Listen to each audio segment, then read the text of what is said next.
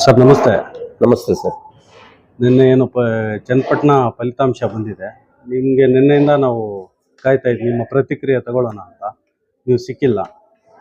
ಚನ್ನಪಟ್ಟಣ ಫಲಿತಾಂಶ ಬಂದಿದೆ, ಅದ್ರ ಬಗ್ಗೆ ನಿಮ್ಮ ಅಭಿಪ್ರಾಯ ಏನು ಅಂತ ಕೇಳೋಣ. ಏನು ಸರ್? ಸರ್, ಈಗ ಚನ್ನಪಟ್ಟಣ ಒಂದು ಫಲಿತಾಂಶದ ಬಗ್ಗೆ ಹೇಳೋದಾದ್ರೆ, ಈ ಪ್ರಜಾಸತ್ತಾತ್ಮಕ ಒಂದು ವ್ಯವಸ್ಥೆಯಲ್ಲಿ ನಾವು ಇದ್ದೀವಿ. ಈ ಪ್ರಜಾಸತ್ತಾತ್ಮಕ ವ್ಯವಸ್ಥೆಯಲ್ಲಿ ಪ್ರಜೆಗಳೇ ಪ್ರಭುಗಳು. ಈಗ ಪ್ರಭುಗಳ ಆದೇಶ ಕೊಟ್ಟಿದ್ದಾರೆ, ಸೋಲು ಆಗಿದೆ ನಮಗೆ. ಆ ಸೋಲನ್ನು ನಾವು ಒಪ್ಕೊಳ್ತೀವಿ. ಯಾಕಂದ್ರೆ ಯಾರು ಕೂಡ ಒಂದು ಪ್ರಜೆಗಳ ಒಂದು ಆದೇಶವನ್ನು ನಾವು ಯಾರು ಕೂಡ ಧಿಕ್ಕರಿಸುವಂತಿಲ್ಲ. ಇವರ ಜನ ಆದೇಶ ಕೊಟ್ಟಿದ್ದಾರೆ, ಸೋಲಾಗಿದೆ. ಆ ಸೋಲನ್ನು ನಾವು ಒಪ್ಕೊಳ್ತೇವೆ. ಆದರೆ ಈ ಸಂದರ್ಭದಲ್ಲಿ ಒಂದನ್ನು ನಾನು ಹೇಳಲಿಕ್ಕೆ ಇಷ್ಟಪಡ್ತೇನೆ.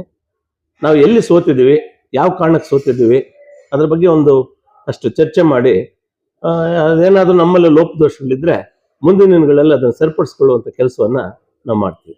ಸರ್, ಈಗ ಚನ್ನಪಟ್ಟಣದಲ್ಲಿ ಕುಮಾರಸ್ವಾಮಿ ಅವರು ಯಾವುದೇ ಅಭಿವೃದ್ಧಿ ಕಾರ್ಯಗಳು ಮಾಡದೇ ಇದ್ದಿದ್ರಿಂದ ನಿಖಿಲ್ ಕುಮಾರಸ್ವಾಮಿ ಅವರು ಸೋಲೋದಕ್ಕೆ ಕಾರಣ ಅಂತ DK ಸುರೇಶ್ ಅವರು ಆರೋಪ ಮಾಡ್ತಾ ಇದ್ದಾರೆ.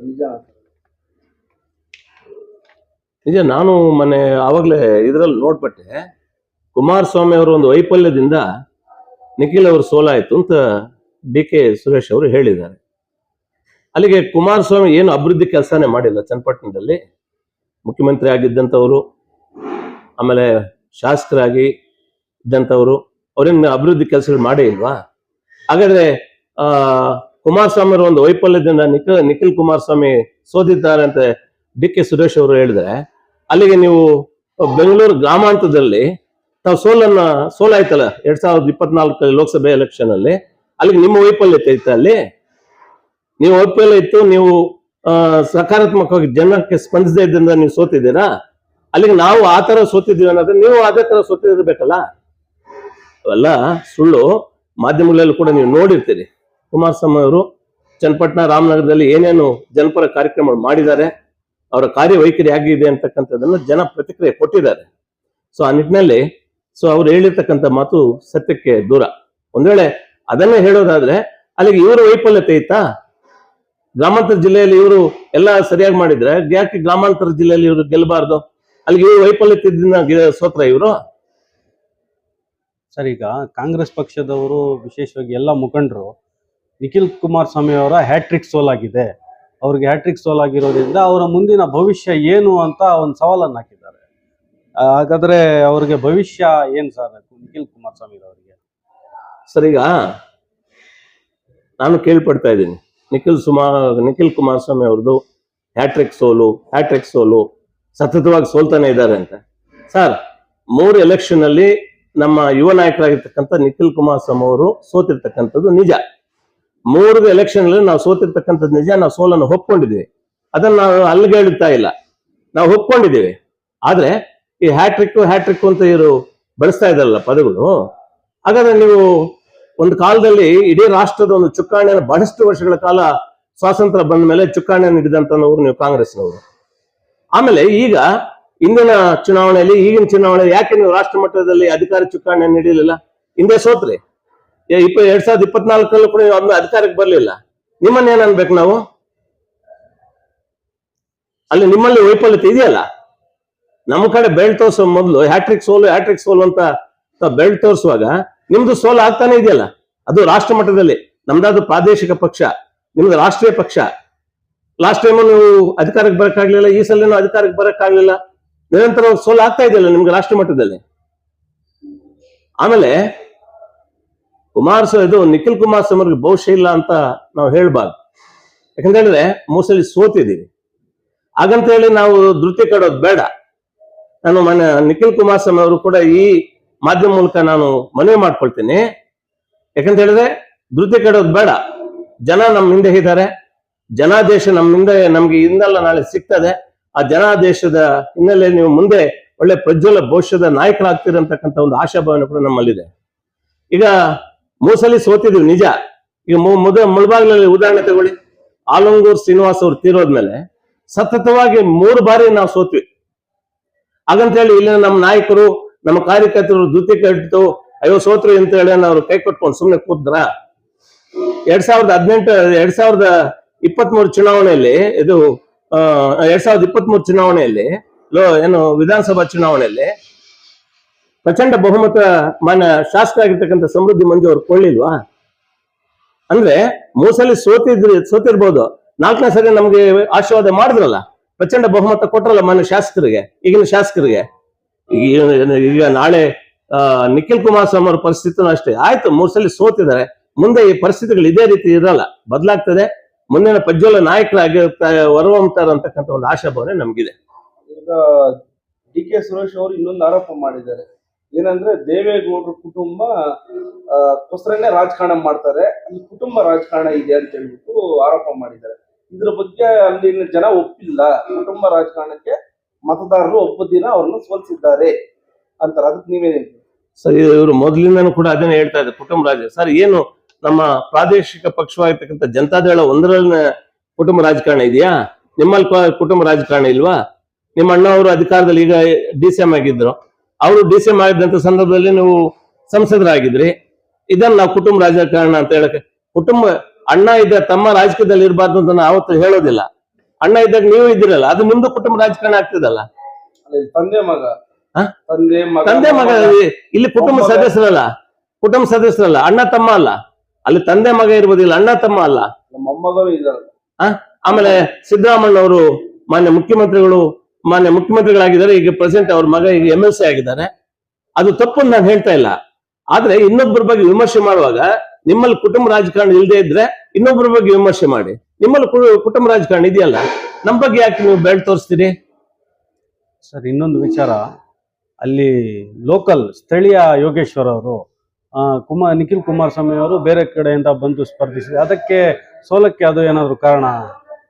ಸರ್, ಈಗ ಅವ್ರು ಬೇರೆ ಕಡೆಯಿಂದ ಬಂದು ಚನ್ನಪಟ್ಟಣದಲ್ಲಿ ನಿಂತರು, ಅವ್ರು ನಿಖಿಲ್ ಕುಮಾರಸ್ವಾಮಿ ಸೋತ್ರು ಅಂತ ನಾವು ಹೇಳಕ್ ಆಗೋದಿಲ್ಲ. ಆತರ ಹೇಳೋದಾದ್ರೆ 2 ಬಾರಿ ನಮ್ಮ ಕುಮಾರಸ್ವಾಮಿ ಅವರು ಅದೇ ಚನ್ನಪಟ್ಟಣದಿಂದ ಗೆದ್ದು ಬಂದಿರ್ತಕ್ಕಂಥವ್ರು. ಆಗ್ಲೇ ಜನ ಈ ತೀರ್ಮಾನ ತಗೋಬೋದಿತ್ತಲ್ಲ. ಇವರು ಸ್ಥಳೀಯವಾಗಿ ಬಂದಂತವ್ರಲ್ಲ, ಹಾಸನದಿಂದ ಬಂದು ಇಲ್ಲಿ ನಿಂತಿದ್ದಾರೆ, ಇವ್ರು ಗೆಲ್ಸಬಾರ್ದು ಅಂತ ಹೇಳಿ ಆವತ್ತೇ ನಿರ್ಣಯ ತಗೊಂಡಿದ್ರೆ ಕುಮಾರಸ್ವಾಮಿ 2 ಬಾರಿ ನಿಲ್ಲುವಂತ ಪ್ರಶ್ನೆನೇ ಉದ್ಭವ ಆಗ್ತಾ ಇರ್ಲಿಲ್ಲ. ಈಗ ಸ್ಥಳೀಯರು ಅಂತಕ್ಕಂಥ ಪ್ರಶ್ನೆ ಬರೋದಿಲ್ಲ. ಮಾನ್ಯ ಕುಮಾರಸ್ವಾಮಿ ಅವರು ರಾಮನಗರ ಜಿಲ್ಲೆಗೆ ಒಳ್ಳೆ ಅಭೂತಪೂರ್ವವಾದಂತ ಕೆಲಸಗಳನ್ನ ಮಾಡಿದ್ದಾರೆ. ಸೊ ಅದು ಸ್ಥಳೀಯವಾಗಿ ಅವರು ಇಲ್ಲ, ಸ್ಥಳೀಯವಾಗಿ ನಿಖಿಲ್ ಕುಮಾರಸ್ವಾಮಿ ಸ್ಥಳೀಯರಲ್ಲ ಅಂತಕ್ಕಂಥ ಪ್ರಶ್ನೆ ಅಲ್ಲಿ ಉದ್ಭವನೇ ಆಗೋದಿಲ್ಲ. ಹಾಗಾದ್ರೆ ಹೇಳಿದ್ರೆ ನಮ್ಮ ಇಲ್ಲಿ ದೆಹಲಿಯಿಂದ ಹೋಗಿ ವಯನಾಡಲ್ಲಿ ನಮ್ಮ ಪ್ರಿಯಾಂಕಾ ಗಾಂಧಿ ಅವರು ನಿಂತಿಲ್ವಾ? ಸೊ ಅದಾಗೆ ಆಗ ಅವರು ಅಲ್ಲೇನು ಇವ್ರು ಸ್ಥಳೀಯರಲ್ಲ ಅಂತ ಅವ್ರೇನನ್ನು ಕೈ ಬಿಟ್ರ? ಅದು ಸ್ಥಳೀಯರು ಅಂತಕ್ಕಂಥ ಪ್ರಶ್ನೆ ಅಲ್ಲ. ನಾವೆಲ್ಲ ಭಾರತೀಯರು, ನಾವು ಈ ರಾಜ್ಯದಲ್ಲಿ ಹುಟ್ಟಿರ್ತಕ್ಕಂಥವ್ರು, ಯಾರು ಎಲ್ಲಿ ಬೇಕಾದ್ರೂ ನಿಲ್ಬಹುದು. ಅದು ಸ್ಥಳೀಯರು ಅಂತಕ್ಕಂಥ ಪ್ರಶ್ನೆ ಬರೋದಿಲ್ಲ. ಈಗ ಬಿಜೆಪಿ ಮತ್ತು JDS ಅಪವಿತ್ರ ಮೈತ್ರಿ, ಹಾಗಾಗಿ 3 ಉಪಚುನಾವಣೆಗಳಲ್ಲಿ ಸೋಲಾಯಿತು ಅಂತ ಕಾಂಗ್ರೆಸ್ ಅವರು ಆರೋಪ ಮಾಡ್ತಾ ಇದ್ದಾರೆ.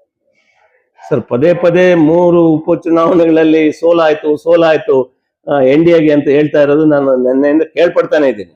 ಸರ್, ನಾವು ನಮ್ಮ ಸೋಲು ಒಪ್ಕೊಂಡಿದ್ದೀವಿ ಸರ್. NDA ಅವರು 3 ಕ್ಷೇತ್ರಗಳಲ್ಲೂ ನಮಗೆ ಸೋಲಾಗಿದೆ.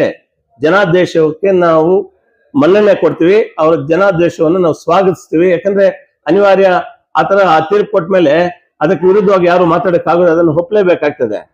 ಆದ್ರೆ ಅಪವಿತ್ರ ಮೈತ್ರಿ ಅಂತ ಹೇಳಿದ್ರೆ ಈಗ ನಾವು 3 ಸೋತಿರ್ಬೋದು. ಲೋಕಸಭೆಯಲ್ಲಿ ನೀವು ಅಧಿಕಾರ ಚುಕ್ಕಾಣಿ ಹಿಡಿದಿದ್ದಂತವ್ರು, ಅಧಿಕಾರದಲ್ಲಿ ಇದ್ದವರು, ಫಲಿತಾಂಶ ಏನ್ ಬರ್ತದೆ? 2024 ಲೋಕಸಭಾ ಚುನಾವಣೆಯಲ್ಲಿ ನೀವು ಅಧಿಕಾರದಲ್ಲಿ ಇದ್ಕೊಂಡು ನೀವು 9 ಸೀಟ್ ಗೆದ್ರೆ, ಡಬಲ್ ಡಿಜಿಟ್ಗೂ ಹೋಗ್ಲಿಲ್ಲ ನೀವು. ನಾವು NDA ಮೈತ್ರಿಯವರು 19 ಸೀಟ್ಗಳನ್ನ ತಗೊಂಡ್ವಿ. ಅವಾಗ ಏನ್ ಅನ್ಬೇಕು? ಅದನ್ನ ಪವಿತ್ರ ಮೈತ್ರಿ ಅನ್ಬೇಕಾ, ಅಪವಿತ್ರ ಮೈತ್ರಿ ಅನ್ಬೇಕಾ? ಈಗ NDA ಸುಭದ್ರವಾಗಿದೆ. ಸನ್ಮಾನ್ಯ ನರೇಂದ್ರ ಮೋದಿ ಅವರ ನಾಯಕತ್ವ ಒಂದು ಬಹಳ ಚೆನ್ನಾಗಿದೆ. ಅವರ ನಾಯಕತ್ವದಲ್ಲಿ NDA ಒಂದು ಬಲಿಷ್ಠವಾಗಿದೆ. ಸೊ ಇದು ಅಪವಿತ್ರ ಮೈತ್ರಿನೂ ಅಲ್ಲ. ಅವ್ರು ಏನಾದ್ರೂ ಹೇಳ್ಕೊಳ್ಳಿ, ಅದು ಅಪವಿತ್ರ ಮೈತ್ರಿ ಅಲ್ಲ, ಒಂದು ಒಳ್ಳೆ ಮೈತ್ರಿ ಅಂತ ನಾನು ಹೇಳಕ್ ಇಷ್ಟಪಡ್ತೀನಿ. ಸರ್, ಇತ್ತೀಚಿನ ದಿನಗಳ ಬೆಳವಣಿಗೆ ರಾಜಕೀಯವಾಗಿ ನೋಡ್ತಾ ಇದ್ರೆ JDS ಒಂದ್ ಕಡೆ ಸೋಲ್ತಾ ಇದೆ ಅಂತ ಹೇಳ್ತಾರೆ. ಹೀಗಿರುವಾಗ JDSಗೆ ಮುಂದಿನ ಒಂದು ರಾಜಕೀಯ ಭವಿಷ್ಯ ಯಾವ ರೀತಿ ಅಂತ ನಿಮ್ಮ ಅನಿಸಿಕೆ ಸರ್? ಇದು ಇವತ್ತಿನ ಪ್ರಶ್ನೆ ಅಲ್ಲ, ಇದು ಹಿಂದಿನೆಲ್ಲ ಕೂಡ ನಮ್ಮ ವಿರೋಧ ಪಕ್ಷದವರು ಹೇಳಿರ್ತಾ ಇದ್ದಾರೆ. ಏನಂತ? JDS ಪಕ್ಷ ಎಲ್ಲಿದೆ? JDS ಪಕ್ಷ ನಿರ್ನಾಮ ಆಗೋಗಿದೆ. ಮುಂದಿನ ಚುನಾವಣೆಗಳಿಗೆ ಅವರ ಅಸ್ತಿತ್ವನೇ ಇರಲ್ಲ ಅಂತ ಹೇಳ್ಕೊಂಡು ನಮ್ಮನ್ನ ಅಪಹಾಸ್ಯ ಮಾಡ್ತಕ್ಕಂಥದ್ದು, ಅದನ್ನ ಟೀಕೆ ಮಾಡ್ತಕ್ಕಂಥ ಟೀಕಾ ಪ್ರಹಾರಗಳು ಮಾಡ್ತಾನೆ ಬಂದ್ರೆ ನಮ್ಗೆ ಒಂದು ಅಸ್ದಲ್ಲ ಸರ್. ಈಗ ನಮ್ಮ ಅಸ್ತಿತ್ವ ಎಲ್ಲಿದೆ ಅಂತಕ್ಕಂಥ ನಮ್ಮ ಪ್ರಾದೇಶಿಕ ಪಕ್ಷ ನೀವು ಪ್ರಶ್ನೆ ಮಾಡ್ತಿರಲ್ಲ, ಇದೇ ಪ್ರಾದೇಶಿಕ ಪಕ್ಷದಿಂದ ಅತ್ಯುನ್ನತವಾದಂತ ಸ್ಥಾನ ಈ ರಾಷ್ಟ್ರದಲ್ಲಿ ಪ್ರಧಾನಮಂತ್ರಿ ಹುದ್ದೆಗೆ ಏರಿರ್ತಕ್ಕಂಥ ಸನ್ಮಾನ್ಯ ದೇವೇಗೌಡರು ಇದೇ ಪಕ್ಷದಿಂದ ಹೋಗಿರ್ತಕ್ಕಂಥವ್ರು. ಇವ್ರಿಗೆ ಅಸ್ತಿತ್ವ ಇಲ್ಲ ಅಂತ ಹೇಳ್ತಾರೆ. ಇದೇ ಪಾರ್ಟಿಯಿಂದ ಜೆಡಿಎಸ್ ಪಕ್ಷದಿಂದ ಒಂದು ಬಾರಿ ದೇವೇಗೌಡರು ಮುಖ್ಯಮಂತ್ರಿ ಆಗಿದ್ರು, 2 ಬಾರಿ ಕುಮಾರಸ್ವಾಮಿ ಅವರು ಮುಖ್ಯಮಂತ್ರಿ ಆಗಿದ್ರು. ಅಲ್ಲಿಗೆ ನಮ್ಗೆ ಅಸ್ತಿತ್ವ ಇಲ್ಲ ಅಂದಿದ್ರೆ ನಾವು ಮುಖ್ಯಮಂತ್ರಿ ಆಗ್ಲಿಕ್ಕೆ ಸಾಧ್ಯ ಆಗ್ತಾ ಇತ್ತಾ? ನಮ್ಗೆ ಅಸ್ತಿತ್ವ ಇದೆ. ಅವ್ರು ಏನಾದ್ರು ಹೇಳ್ಕೊಳ್ಳಿ ನಮ್ಗೆ ಅಸ್ತಿತ್ವ ಇಲ್ಲ ಅಂತ. ಅಸ್ತಿತ್ವ ಇಲ್ದೇನೆ ನಾವು ಇಂಥ ಒಂದು ಅತ್ಯುನ್ನತ ಒಂದು ಜನರ ಆಶೀರ್ವಾದದಿಂದ ನಾವು ಒಂದು ಅಧಿಕಾರದ ಒಂದು ಚಿಕ್ಕಣ್ಣನ ರಾಜ್ಯದಲ್ಲಿ ಹಿಡಿದಿದ್ದೀವಿ. ಒಂದು ಸಮರ್ಪಕವಾಗಿ ನಮ್ಮ ಕೆಲಸಗಳು ನಾವು ಮಾಡಿದೀವಿ. ನಾವು ಕರ್ನಾಟಕ ಉಪಚುನಾವಣೆ, ವಯನಾಡು, ಜಾರ್ಖಂಡ್ ಫಲಿತಾಂಶದಿಂದ ಮುಂದೆ ರಾಷ್ಟ್ರದಲ್ಲಿ ಕಾಂಗ್ರೆಸ್ ಬರುತ್ತೆ ಅಂತ ಹೇಳ್ತಾ ಇದಾರೆ. ಅದ್ರ ಬಗ್ಗೆ ನೀವೇನ್ ಹೇಳ್ತೀರಿ? ಈಗ ವಾಯನಾಡ್ ಆಗ್ಬೋದು, ನಮ್ಮ ರಾಜ್ಯದ 3 ಉಪಚುನಾವಣೆಗಳಾಗಿರ್ಬೋದು, ಜಾರ್ಖಂಡ್ ಆಗಿರ್ಬೋದು, ಇದರಲ್ಲಿ ಕಾಂಗ್ರೆಸ್ ಗೆದ್ದಿದೆ, ನಾವು ಇಲ್ಲ ಅಂತ ಹೇಳೋದಿಲ್ಲ. ಯಾಕಂದ್ರೆ ನಾವು ಯಾರನ್ನು ವಿಮರ್ಶೆ ಮಾಡಕ್ಕೆ ಹೋಗೋದಿಲ್ಲ. ನಮ್ಗೆ ಯಾರನ್ನು ವಿಮರ್ಶೆ ಮಾಡುವಂತ ಅವಶ್ಯಕತೆ ಕೂಡ ನಮ್ಗಿಲ್ಲ. ಆದ್ರೆ ಅದೇ ಮುಂದಿನ ಚುನಾವಣೆ ದಿಕ್ಸೂಚಿ ಅಂತ ಹೇಳೋದಾದ್ರೆ, ಈಗ ಮಹಾರಾಷ್ಟ್ರದಲ್ಲಿ ಪರಿಸ್ಥಿತಿ ಏನಾಗಿದೆ? ಡಬಲ್ ಡಿಜಿಟ್ ಅಲ್ಲೇ ಇದ್ದೀರಿ. NDA ಇವತ್ತು 200ಕ್ಕಿಂತ ಮೇಲ್ಪಟ್ಟ ಸೀಟುಗಳನ್ನು ತಗೊಂಡಿದೆ. ಅಲ್ಲಿಗೆ ಅವರು ಹೇಳ್ಬೋದಲ್ಲ, ನಮ್ಗೆ ಇವತ್ತು ಇದು ಮುಂದಿನ ಎಲೆಕ್ಷನ್ಗಳಿಗೆ ಅಥವಾ ಚುನಾವಣೆಗಳಿಗೆ ಈ ಒಂದು ಮಹಾರಾಷ್ಟ್ರದ ಒಂದು ಫಲಿತಾಂಶ ಒಂದು ದಿಕ್ಸೂಚಿ ಅಂತ ನಾವು ಕೂಡ ಹೇಳ್ತೇವೆ. ಅವು ಯಾವುದು ಕೂಡ ದಿಕ್ಸೂಚಿ ಆಗ್ಲಿಕ್ಕೆ ಸಾಧ್ಯ ಇಲ್ಲ. ಆ ಸಂದರ್ಭಕ್ಕೆ ಮತದಾರ ಪ್ರಭುಗಳು ಏನು ತೀರ್ಮಾನ ತಗೊಳ್ತಾರೋ ಅದ್ರ ಮೇಲೆ ಹೋಗ್ತದೆ.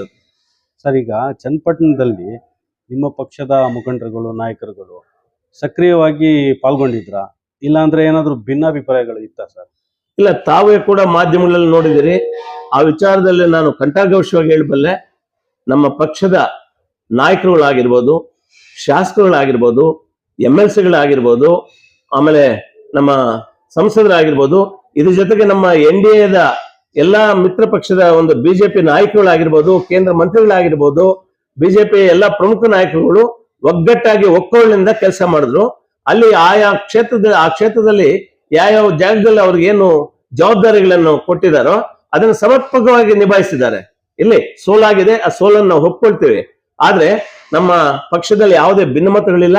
ಇವತ್ತು ಚನ್ನಪಟ್ಟಣ ಒಂದು ಚುನಾವಣೆಯಲ್ಲಿ ಸಮರ್ಪಕವಾಗಿ ಅವರು ಕೊಟ್ಟಿರ್ತಕ್ಕಂಥ ಜವಾಬ್ದಾರಿಗಳನ್ನ ನಮ್ಮ ಪಕ್ಷದವರು ಮತ್ತು BJP ಪಕ್ಷದವರು ಸಮರ್ಪಕವಾಗಿ ಮಾಡಿದ್ದಾರೆ.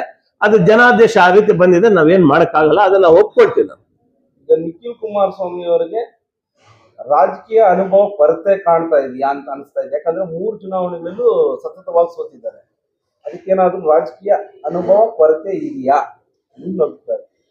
ಈಗ ನಿಖಿಲ್ ಕುಮಾರಸ್ವಾಮಿ ಅವರಿಗೆ ರಾಜಕೀಯ ಅನುಭವ ಇಲ್ಲ ಅಂತ ಹೇಳೋದಾದ್ರೆ, ಇದರಲ್ಲಿ ಒಂದು ನಾನು ವಿಷಯವನ್ನು ನಾನು ಮೆಲ್ಕು ಹಾಕ್ಬೇಕಾಗ್ತದೆ.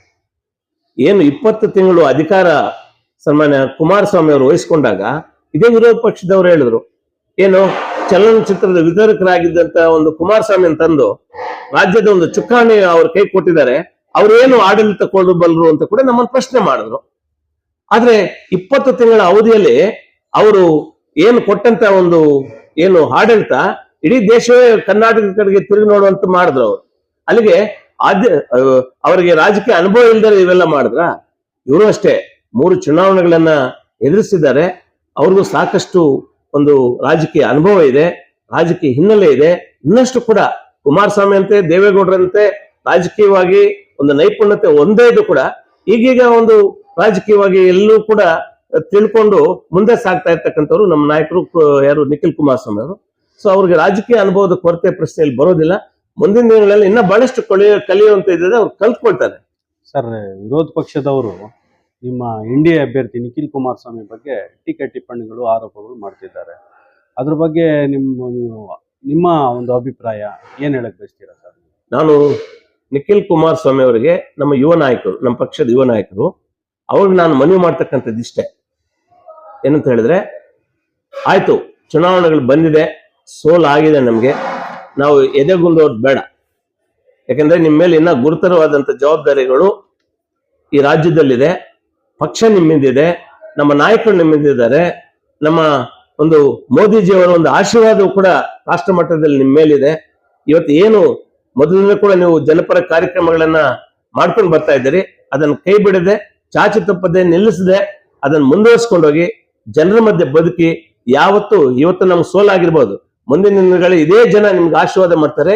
ಈ ರಾಜ್ಯದಲ್ಲಿ ಒಬ್ಬ ಅತ್ಯುನ್ನತ ಪ್ರಬುದ್ಧ ರಾಜಕಾರಣಿ ಅಂತ ನೀವು ಹೊರ ಹೊಮ್ತೀರಿ. ಆ ದಿನಗಳು ಬಹಳ ದೂರ ಇಲ್ಲ, ಅದು ಬಹಳ ಸಮೀಪಿಸ್ತಾ ಇದೆ. ಸೊ ಅಲ್ಲಿವರೆಗೂ ಒಂದು ತಾಳ್ಮೆಯಿಂದ ನೀವು ಕೆಲಸ ಮಾಡಿ, ನೀವು ಒಬ್ಬ ಸೋದರನಾಗಿ ನಿಮ್ಮ ಮನವಿ ಮಾಡ್ತಕ್ಕಂಥದ್ದು.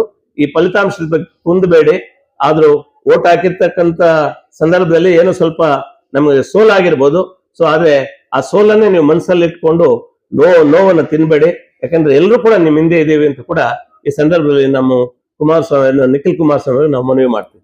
ಸರ್, ಇಷ್ಟೊತ್ತು ನಮಗೆ ಸಮಯ ಕೊಟ್ಟು ನಿನ್ನೆಯಿಂದ ನಾವು ಕಾಯ್ತಾ ಇದ್ವಿ. ಈ ಚನ್ನಪಟ್ಟಣ ಚುನಾವಣೆ ಮತ್ತು ಬೇರೆ ನಿಮ್ಮ ಹತ್ರ ಅನಿಸಿಕೆಗಳನ್ನು ತಗೊಳ್ಳೋಕ್ಕೆ ಸಮಯ ಕೊಟ್ಟಿದ್ದಕ್ಕೆ ಧನ್ಯವಾದಗಳು ಸರ್. ತುಂಬಾ ತಮಗೂ ಧನ್ಯವಾದಗಳು. ನಮ್ಮ ಜೊತೆ ಒಂದಷ್ಟು ಸಮಯ ಕಳೆದಿದ್ದಕ್ಕೆ ತಮಗೂ ಕೂಡ, ತಮ್ಮಿಬ್ಬರಿಗೂ ಕೂಡ ನಾನು ನನ್ನ ಧನ್ಯವಾದಗಳನ್ನ ಹೇಳಕ್ ಇಷ್ಟಪಡ್ತೀನಿ. Thank you. Thank you sir.